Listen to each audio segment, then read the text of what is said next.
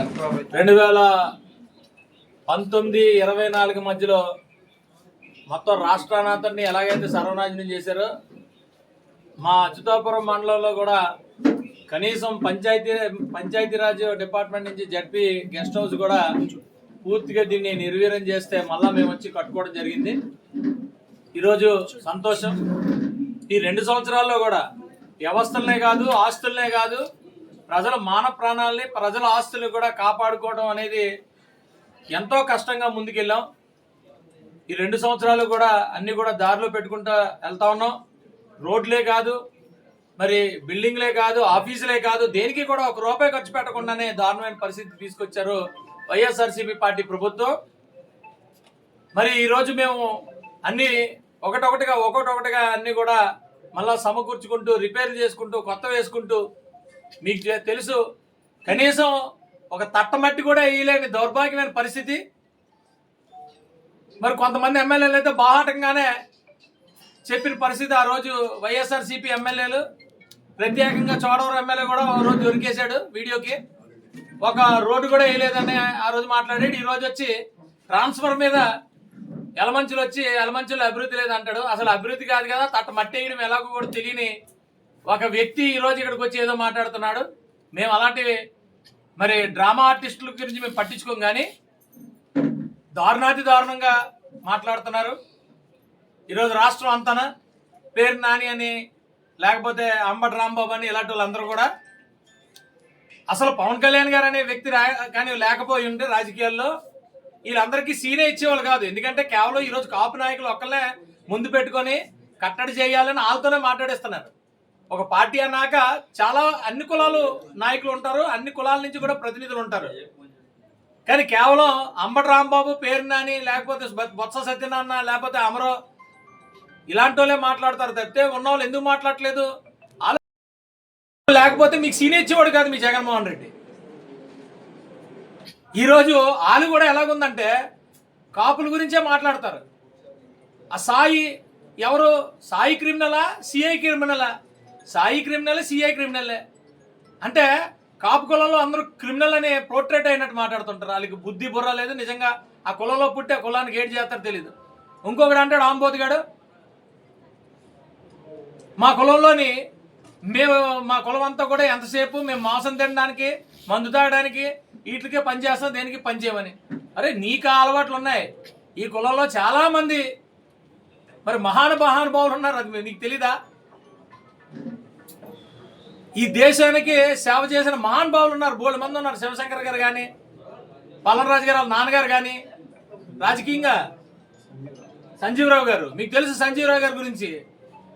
ఈ రాష్ట్రంలోనే పేరు నాని, మీ నాన్న గురించి కూడా చెప్పు. మీ నాన్న కూడా మంచోడే, ఆయన కూడా కులానికి ఎంతో మంచి చేసిన వ్యక్తి. కోడి రామూర్తి గారు కానీ, సికే నాయుడు గారు కానీ, ఎవరు ఎంత మహానుభావులు ఉన్నారు. అలాంటి వాళ్ళందరినీ నేను అంటున్నాను, అలాంటి వాళ్ళని స్మరించుకుంటే కాపుల్లో కూడా ఉత్తములు ఉన్నారని చెప్పట్లేదు. కాపుల్లో అందరూ ఇలాంటి నేను డాష్ గాళ్ళు ఉంటారని వాళ్ళు పోర్ట్రేట్ చేస్తున్నారు. దయచేసి మీరే, అన్ని కులాల్లో కూడా ఉండే డాష్ గాళ్ళు మీరే, అది గుర్తుపెట్టుకోండి. మాటికి కులాన్ని మీరు మంచి చేస్తున్నారు అనుకోవట్లేదు, కులాన్ని భ్రష్టు పట్టిస్తున్నారు. మీరు ఎన్ని భ్రష్టు పట్టించినా, కులం ఎంత దారుణమైన పోర్ట్రేట్ చేసినా కూడా మేము ఒకటే చెప్తున్నాం, మేము అన్ని కులాల కోసం, ఈ దేశం కోసం, ఈ రాష్ట్రం కోసం మేము వచ్చాము, రేపటి భవిష్యత్తు కోసం వచ్చాము. మేము ఇది మాట్లాడతాం 100%. మీరు అంటున్నారు కదా 100% పవన్ కళ్యాణ్ గారు అనే వ్యక్తి పేరు తెస్తున్నారు, మీకు మింగుడు పడట్లేదు. ఈ కులానికి, ఆ కులంలో పుట్టినందుకు ఆ కులానికి ఈరోజు పేరు తెస్తున్నారు కాబట్టి మీరు జీర్ణించుకోలేకపోతున్నారు. మీకు పవన్ కళ్యాణ్ గారికి నక్కకి నాగలోకానికి అంత దూరం ఉంది, అంత తేడా ఉంది. ఇది వాస్తవం. ఈరోజు నా నియోజకవర్గం గురించి మాట్లాడితే ఒక్కొక్క వీధికి తీసుకెళ్ళి మీకు అభివృద్ధి చూపిస్తా. మీకు అభివృద్ధి అంటే ఏంటో కూడా తెలియదు కాబట్టి ఒక్కొక్క వీధికి తీసుకెళ్ళి ఒక్కొక్క వ్యవస్థ ఎలాగ మేము స్ట్రాంగ్గా తీసుకొని ముందుకు వెళ్తున్నాం అనేది తీసుకెళ్ళి చూపిస్తా. దానికి మీకు సబ్జెక్ట్ రానప్పుడు, సబ్జెక్ట్ లేనప్పుడు మీరు ఏది పడితే అది మాట్లాడటం కరెక్ట్ కాదు. ఇదిగో ఓపెనింగ్, రోజుకో ఓపెనింగ్ చూపిస్తా, రోజుకో శంకుస్థాపన చూపిస్తా, రోజుకో అభివృద్ధి చూపిస్తా. ఇదే నియోజకవర్గంలో కాసుకోండి. జై హింద్. గత వారం రోజులుగా మరి యలమంచి నియోజకవర్గానికి సంబంధించి విమర్శలు ప్రతి విమర్శలు రకరకాల కార్యక్రమాలు ఈ వారం రోజులు బట్టి ఒక పెద్ద చర్చ ప్రజల్లో ఉంది కాబట్టి అసలు ఈ చర్చ ఏ రకంగా మొదలైంది, ఏ రకంగా దీన్ని ప్రజల్లో తీసుకెళ్తున్న విషయాన్ని ప్రజలు గమనించడానికి కొన్ని విషయాలు మేము ముందు ఉంచదలుచుకున్నాం. వారం రోజులు దిగువన మా నియోజకవర్గ సమన్వయకర్త సీనియర్ నాయకులు ధర్మశ్రీ గారు మామిడివాడ వాళ్ళ గ్రామంలో వాళ్ళ ఇంట్లో ఒక వీడియో రిలీజ్ చేయడం జరిగింది. ఏమని, రాంబెల్లి మండలానికి సంబంధించి దారభోగాపురం సంబంధించినటువంటి ఒక అక్రమ మైనింగ్ మీద, అక్కడ జరుగుతున్న అన్యాయాల మీద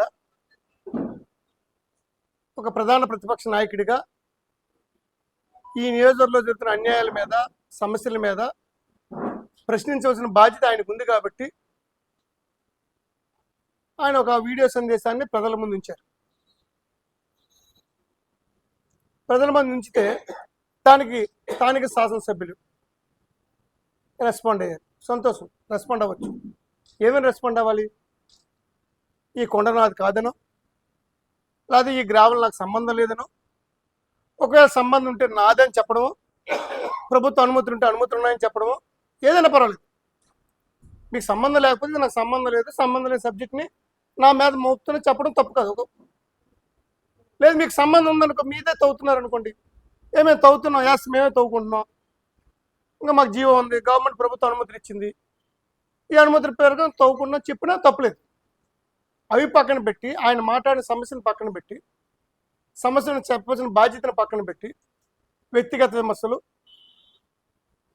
సమాజం సిగ్గుపడేటువంటి మాటలు మాట్లాడడం జరిగింది. ఇది ప్రతి ఒక్కరు కూడా ఖండించాల్సిన అవసరం ఉంది. యలమంచి నియోజకవర్గంలో ఇటువంటి సాంప్రదాయం ఎప్పుడు లేదు.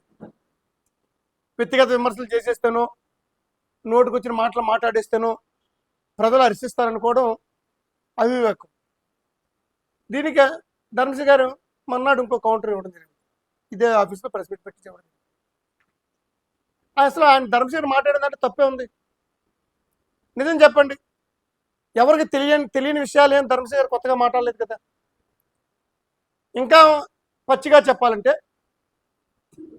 మీ నాయకుడు జనసేన పార్టీ అధినేత పవన్ కళ్యాణ్ గారు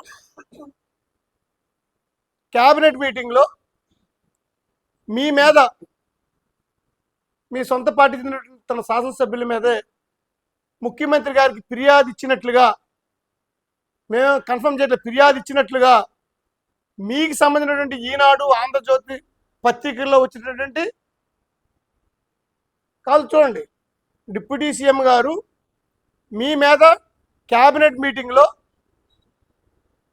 ముఖ్యమంత్రి గారికి ఫిర్యాదు చేసినట్లుగా మీ సొంత పత్రికలైనటువంటి ఈనాడు, ఆంధ్రజ్యోతిలో వచ్చినటువంటి కథనాలనే ఆయన ప్రస్తావించారు. అది తప్పు అయితే ఆ రోజే మీరు పవన్ కళ్యాణ్ గారు ఈ రకంగా ఇచ్చారు అని పవన్ కళ్యాణ్ గారు తిరగబడి ఉంటే ఈ నియోజకవర్గ ప్రజలు మిమ్మల్ని హర్షించేవారు.